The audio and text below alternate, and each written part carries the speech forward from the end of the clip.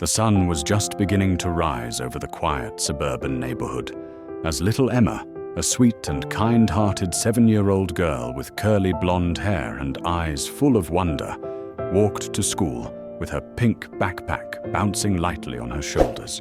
Clutched in her hand was a simple peanut butter and jelly sandwich, her favorite lunch, lovingly prepared by her mum that morning. As she turned the corner near the old abandoned house that all the kids whispered about being haunted, Emma spotted a skinny, scruffy, stray dog curled up beneath a bush, shivering and looking up at her with sad, pleading eyes. His ribs showed through his matted fur, and he looked like he hadn't eaten in days. Without a moment's hesitation, Emma approached cautiously, crouched down, and with a gentle voice said, "Are you hungry, little guy?" The dog didn't growl or bark. He simply wagged his tail weakly, inching forward. Emma unwrapped her sandwich and placed it on the ground in front of him. He sniffed it, then eagerly devoured it, licking her hand gratefully afterward. She petted his head, smiled, and whispered, "I hope someone helps you." Then, as the school bell rang in the distance, she hurried off. The next day, Emma walked the same path, this time carrying an extra sandwich in her lunch bag, hoping to find the dog again. But he wasn't there. She looked around, waited a few minutes, and then continued to school, a little sad but hopeful. That afternoon, on her way back home, clouds gathered quickly and rain began to pour.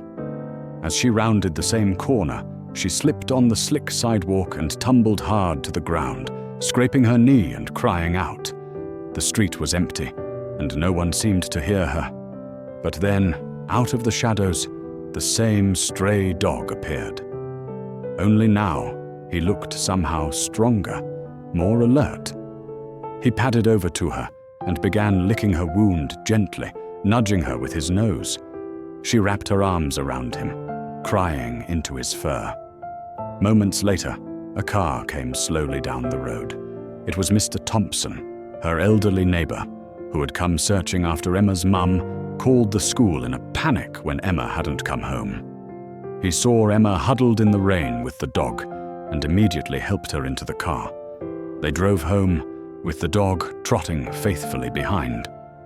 When they reached her house, Emma's mother ran out in tears, scooping her up and thanking Mr. Thompson profusely. The dog stood a few feet away, drenched and shaking, but didn't leave. Seeing him, Emma's mum knelt and beckoned him forward, and for the first time, he let someone else touch him. That night, he slept in the garage on a warm blanket. The vet came the next day and said he was underfed, but healthy otherwise. Emma named him Lucky, because that's what he was to her, her little miracle. As days passed, Lucky grew stronger, fluffier, and full of joy, becoming Emma's constant companion. But the most unexpected part came a week later, when a man in a brown uniform knocked on their door. He introduced himself as Officer Daniels from the local K9 unit and said they'd been searching for a retired police dog who had gone missing from a nearby shelter after being scared off by fireworks. He showed them a photo. It was Lucky. But instead of asking for him back, the officer knelt and said, "Looks like he found the right place to retire." It turned out Lucky had saved lives before, sniffing out danger and standing guard in the line of duty. And now he had saved one more, Emma's. From that day on, Lucky was more than just a dog. He was a hero, and all because a little girl gave up her sandwich without expecting anything in return.